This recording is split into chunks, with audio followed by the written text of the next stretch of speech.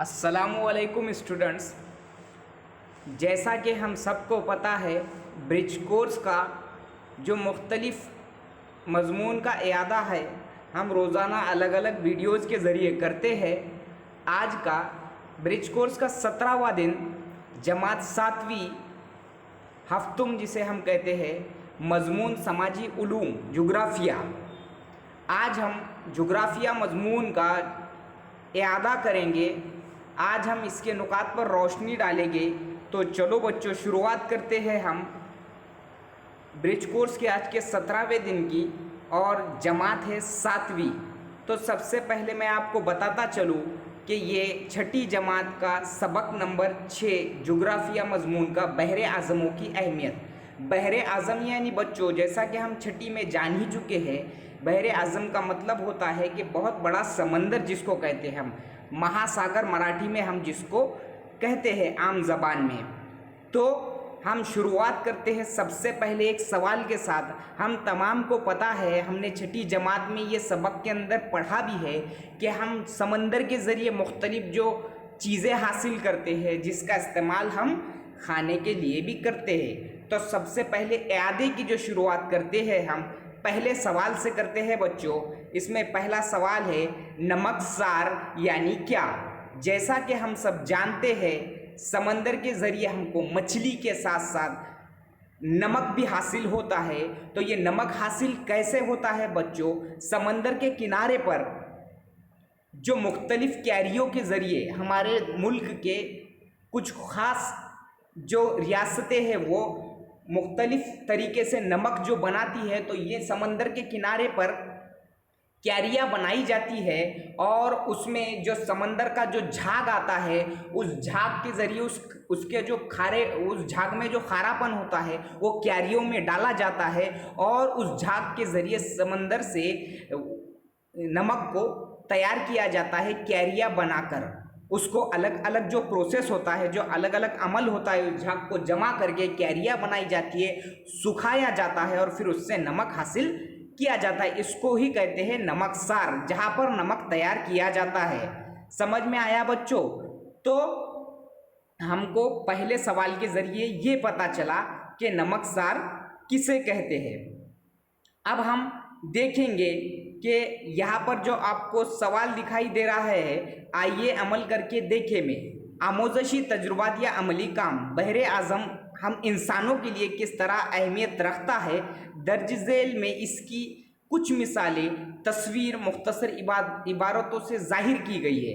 इन तस्वीर का मुशाहिदा करके बहरे आज़मों की अहमियत लिखिए। देखो बच्चों, जैसा कि हमने आपको बताया है कि बहरे आज़म का मतलब क्या होता है और बहरे आज़म से हमको क्या क्या फ़ायदे होते हैं। आपको ये जो यहाँ पर वर्कशीट के अंदर जो आपको जो दिया जाएगा काम, उसमें सबसे पहले इन तमाम जो यहाँ पर जो लाइंस दिख रही है, इस पर आपको अपने ख्यालात जो है लिखने बहरे आज़म की जो है अहमियत। अब इस अहमियत में क्या है, बहरे आज़म जो है ये इसके ज़रिए हमको इसके ज़रिए नकलो हमल होती है। बड़े बड़े जहाज़ों के ज़रिए नकलो हमल होकर दूसरे ममालिक में जो है, दूसरे ममालिक से जो है इंपोर्ट और एक्सपोर्ट होता है, नकलो हमल होता है बच्चों। जैसा कि आप तस्वीर में देख रहे हैं, समंदरी नकलो हमल। समंदरी नकलो हमल यानी इंपोर्ट एंड एक्सपोर्ट। कुछ सामान जो हमारे पास, जो हमारे मुल्क में ज़्यादा होता है या ज़्यादा पैदावार उसकी होती है, तो हम उसको अगले जो है दूसरे मुल्क की ज़रूरत के लिए भेजते हैं, और जो हमारे मुल्क की ज़रूरत होती है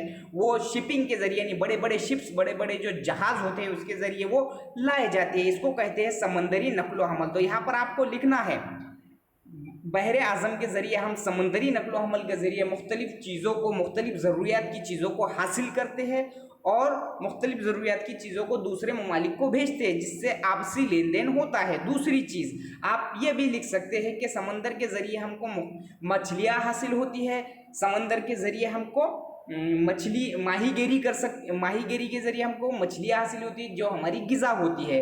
और नमकसार जो है, नमकसारों में नमक बनाया जाता है मुख्तलिफ कैरियों के ज़रिए।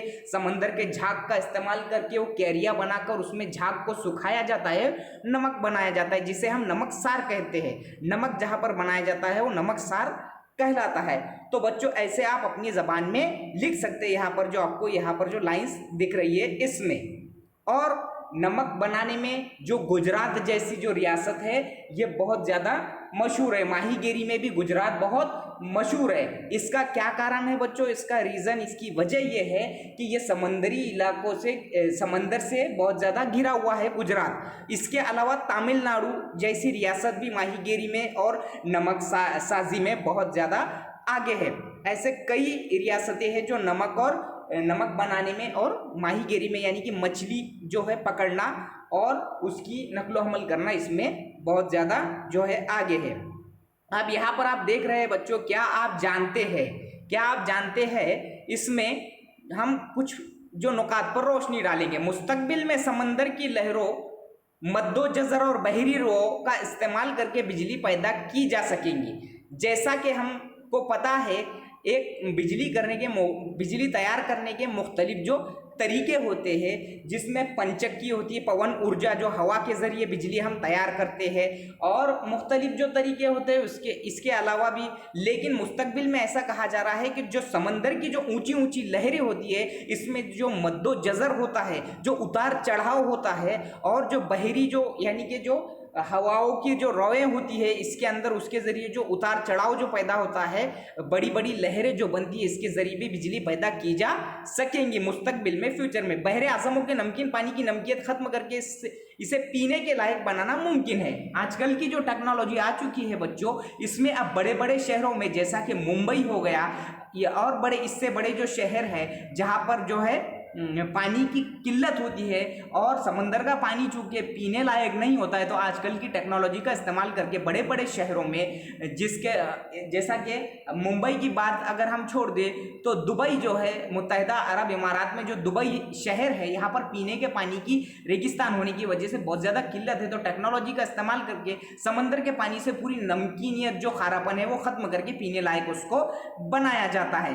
अब इसके बाद जो है साहिली किनारों पर दलदली इलाके, खलीजी इलाके में नमकीन मिट्टी और गर्म मरतूब आबो हवा होती है। साहिल के जो किनारे होते हैं, दलदली जो इलाके होते हैं, इसमें जो है नमकीन मिट्टी होती है, वहाँ की मिट्टी नमकीन होती है और वहाँ की आबो हवा गर्म और मरतूब होती है। मरतूब यानी जैसा कि आप मुंबई जैसे अगर इलाके में जाएंगे और वहाँ पर आप पूरे शहर में जब घूमेंगे तो आपको जो गर्मी लगेगी, जैसा कि हमारे आम इलाकों में जो होती है, विदर्भा, मराठवाड़ा, इन इलाकों में जो है जो गर्मी होती है वो पसीने को बहाने वाली होती है। लेकिन आप मुंबई जैसे, कोंकण जैसे इलाकों में जहाँ पर समंदर ज़्यादा पाए जाते हैं, वहाँ पर जाएंगे तो आपको जो है आपकी जो पसीना जो है वो कम बहेगा, लेकिन आपका जो पसीना जो है वो ज़्यादा से ज़्यादा बहने के बजाय वो जज्ब होगा और वो आपको जो है अलग एहसास होगा उस गर्मी का। हमारे इधर की जो लू वाली गर्मी होती है, जैसा कि आमतौर पे विदर्भ और मराठवाड़ा में जो तेज़ वाली गर्मी होती है मई और जून,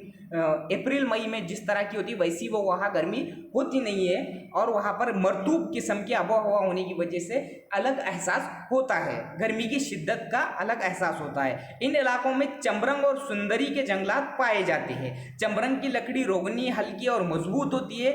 ईंधन और कश्ती बनाने के लिए इस लकड़ी का इस्तेमाल होता है।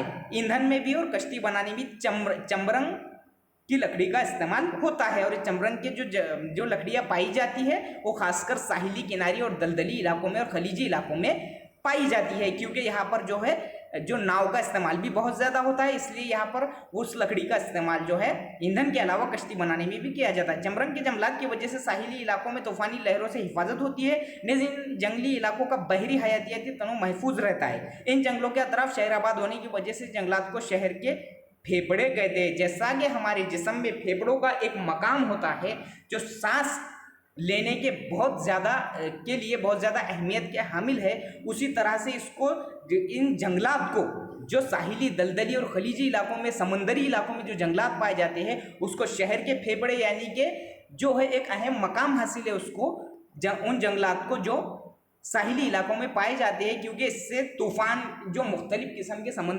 समंदरों में तूफ़ान आते हैं उससे शहर की हिफाजत होती है।